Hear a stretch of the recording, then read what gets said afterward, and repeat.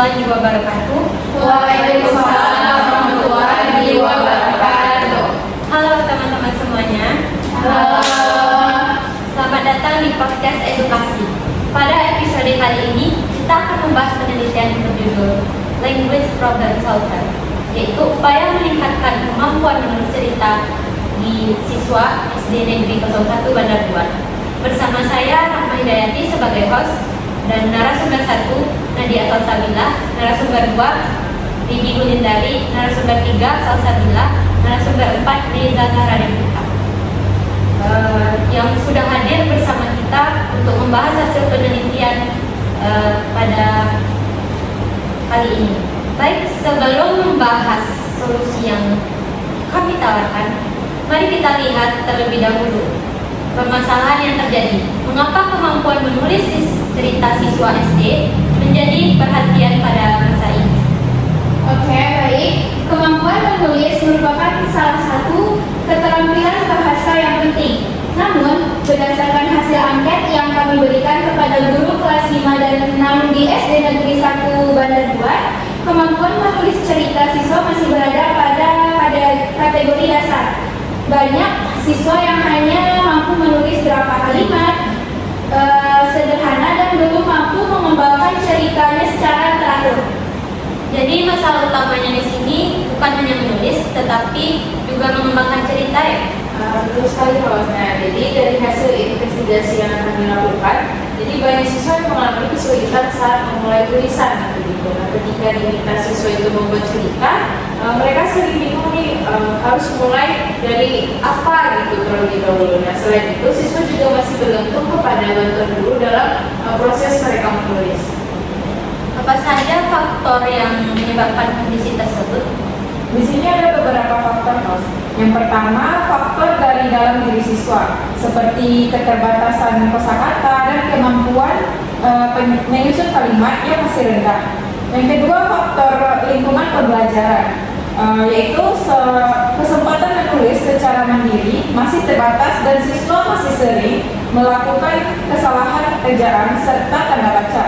Nah, yang ketiga, kebiasaan membaca siswa yang masih rendah sehingga mereka kekurangan ide dan preferensi ketika menulis.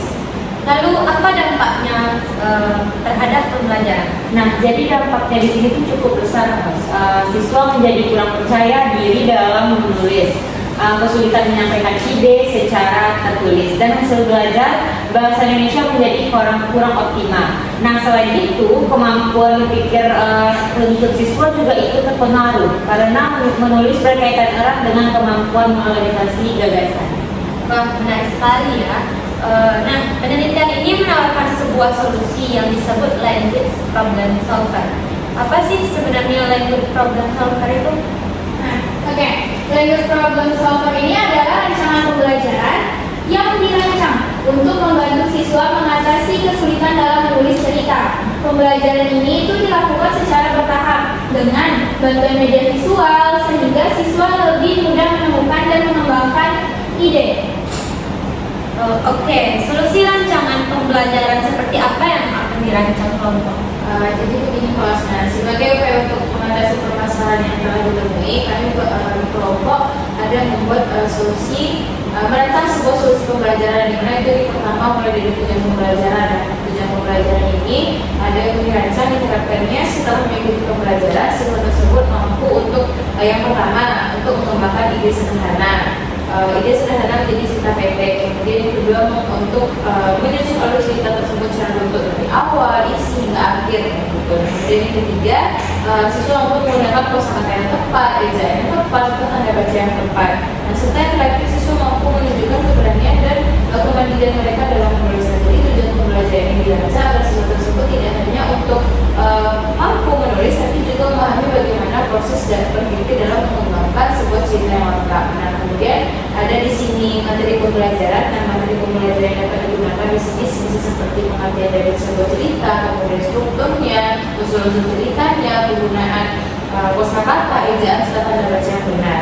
Nah, ada pun strategi yang kami rancang di sini yaitu strategi pembelajaran aktif atau aktif learning yang berpusat kepada siswa. Jadi begitu. Oke, kemudian untuk model yang digunakan Baik host, untuk model yang kami gunakan adalah Problem Based Learning atau PBL yang disesuaikan dengan keterampilan menulis cerita siswa sekolah dasar. Nah, model ini dipilih karena siswa dilatih untuk berpikir, memahami situasi, dan menyelesaikan masalah sederhana melalui kegiatan menulis cerita. Dan model ini juga dipilih karena berdasarkan hasil investigasi, siswa masih mengalami kesulitan dalam mengembangkan ide dan menyusun cerita secara runtut.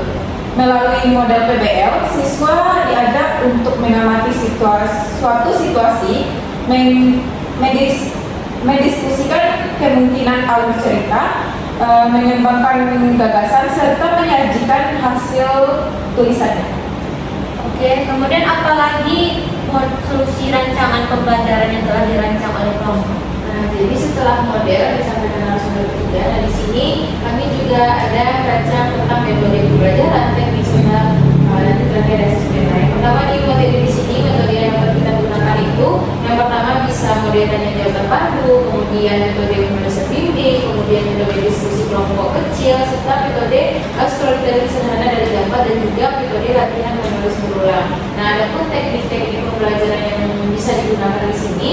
Yang pertama itu ada teknik stimulus visual. Nah, stimulus visual ini di mana siswa itu diajak untuk mengembangkan sebuah ide tapi dengan bantuan gambar begitu. Dan kemudian ada teknik pertanyaan terpadu, kemudian teknik step building teknik, kemudian teknik penguatan, teknik koreksi positif, serta teknik presentasi sederhana. Oke, kemudian untuk rancangan media yang digunakan dalam solusi rancangan pembelajaran ini seperti apa? Nah, media yang kami gunakan di sini, jadi kami menggunakan media LKPD dengan dipadukan dengan kartu chat atau kartu cerita host. Nah, jadi kartu cerita ini berisi gambar ataupun kata kunci yang seperti kami membuat itu menjadi 5 gambar. Ada siswa yang bangun tidur, kemudian mandi, sarapan, memakai seragam sekolah, serta berangkat sekolah. Nah, pada langkah-langkah KPD tersebut, dari 5 gambar tadi, kami meminta siswa untuk mengurutkannya terlebih dahulu. Nah, setelah diurutkan dengan benar, kemudian kami di sini ada meminta siswa untuk menemukan ide dan mengamati dan dengan menjawab beberapa pertanyaan. Yang pertama di KPD itu ada seperti apa kegiatan pertama yang kamu lakukan, kemudian yang kedua apa yang kamu lakukan setelah bangun pagi, dan kemudian apa yang kamu makan saat sarapan. Dan kemudian keempat, bagaimana perasaan kamu saat berangkat sekolah. Kemudian terakhir, apa yang terjadi setelah sampai di sekolah. Nah, kemudian langkah yang ketiga, kami meminta siswa tersebut untuk mengembangkan ide menjadi kalimat. Nah, dari jawaban yang telah mereka jawab pada kegiatan 2, kami minta mereka untuk menjadikannya sebuah kalimat yang lengkap. Nah, setelah menjadi sebuah kalimat lengkap, kami meminta siswa untuk menyusun kerangka cerita. Nah, jadi di KPD itu kami buatkan di awalnya siapa tokohnya. Nah, tokohnya ini bisa berupa sebutan aku atau nama siswa tersebut sendiri, nama siswa itu sendiri. Dan kemudian juga kami dapatkan pertanyaan di bawahnya, di mana kejadiannya berlangsung. Misalnya kegiatan awalnya terjadi di rumah dulu gitu. Nah, kemudian untuk di bagian isi cerita atau tentang cerita, kami memberikan pertanyaan berupa apa saja kegiatan-kegiatan yang dilakukan gitu. Nah, setelah itu ada step pertanyaan terakhir tentang akhir cerita dan bagaimana cerita tersebut berakhir. Nah, kemudian setelah itu, setelah siswa membuat kalimat serta menyusun kerangka cerita, kami meminta siswa untuk menuliskannya ke dalam bentuk paragraf gitu, menjadi sebuah cerita. Nah, setelah itu kami meminta siswa untuk mengoreksi tulisannya. Nah, jadi kami ada memberikan pernyataan. Yang pertama yaitu ada pernyataan itu berupa yang pertama, saya memberikan dulu cerita, kemudian cerita saya memiliki awal, cerita saya memiliki akhir, cerita saya memiliki awal, isi dan akhir gitu. Kemudian saya menggunakan huruf kapital dengan benar, saya menggunakan tanda titik dan tanda koma dengan benar, serta tulisan saya dapat dibaca dengan jelas. Nah, di sebelahnya nanti kami buatkan kolom untuk cerita, jadi siswa dapat memeriksa kembali cerita yang telah mereka buat. Begitu, Mas. Wah, menarik sekali ya. Nah, sekarang bagaimana dampak pembelajarannya? Baik, Mas. Selanjutnya yaitu langkah pembelajarannya di sini. Yang pertama, guru memberikan masalah sederhana yang dekat dengan kehidupan siswa. Nah, yang kedua, siswa diorganisasikan dalam bentuk kelompok kecil. Nah, yang ketiga, siswa dibimbing untuk menyusun cerita berdasarkan kartu yang diberikan.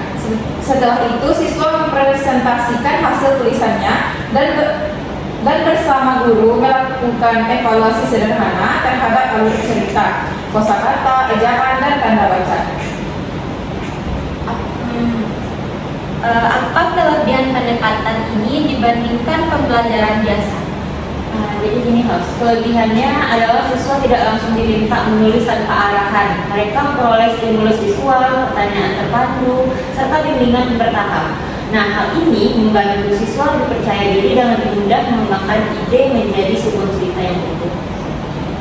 Dan ya, saya di sini ingin menyampaikan bahwasanya setelah beberapa solusi rancangan, di sini kami juga merancang asesmen. Nah, untuk asesmennya kami di sini menggunakan 3 asesmen. Yang pertama itu ada asesmen diagnostik, di mana kami lakukan di awal pembelajaran melalui tanya jawab. Tanya jawabnya itu untuk mengetahui kesiapan belajar siswa, kemudian minat menulisnya, kemudian kebiasaan mereka membaca, serta kesulitan-kesulitan yang mungkin mereka alami saat mereka menulis cerita. Gitu. Nah, kemudian yang kedua kami menggunakan asesmen formatif. Nah, asesmen formatif ini kami ada penilaian keterampilan berdasarkan berbagai peserta didik, di mana di sini kami menilai beberapa aspek. Yang pertama yaitu ada kesesuaian struktur ceritanya, kemudian keurutan alur cerita, kemudian penggunaan kosakata, serta ketepatan mereka dalam penggunaan ejaan dan tanda baca. Nah, selain keterampilan, di sini kami juga ada menggunakan aspek sikap, yaitu seperti kemandirian, kemampuan menarik kritik, dan juga kreativitas siswa. Serta yang terakhir ada itu asesmen sumatif. Nah, asesmen sumatif ini dilakukan pada akhir pembelajaran, di mana di sini melakukannya dengan melalui 10 soal pilihan ganda yang dimana tujuannya untuk membuat pemahaman siswa mengenai materi sebuah cerita begitu Pak. Nah, apa harapan dari penelitian ini? Kalau kami berharap UX problem solver ini dapat membantu meningkatkan kemampuan menulis cerita siswa di SD Negeri 01 Meneguan. Nah, selain itu saya juga berharap bahwasanya guru-guru dapat menggunakan media-media yang lebih kreatif lagi dan interaktif dalam pembelajaran menulis in-house. Nah, kami juga berharap siswa semakin gemar membaca karena membaca merupakan salah satu kunci untuk meningkatkan kemampuan menulis host. Nah, dan tentunya penelitian ini dapat menjadi referensi bagi peneliti lain untuk mengembangkan inovasi pembelajaran bahasa Indonesia di sekolah dasar. Baik teman-teman, dari diskusi hari ini dapat kita simpulkan bahwa rendahnya kemampuan menulis cerita siswa dipengaruhi oleh keterbatasan kosakata, rendahnya kebiasaan membaca, kurangnya latihan menulis, serta metode pembelajaran yang belum optimal. Melalui language problem solver ini, dengan bantuan media LKPD yang dipadukan dengan culture atau kartu cerita dan model problem based learning, diharapkan kemampuan menulis cerita siswa dapat meningkat secara bertahap. Terima kasih kepada seluruh narasumber dan juga pendengar yang telah mengikuti podcast ini. Sampai jumpa pada episode selanjutnya. Terima kasih.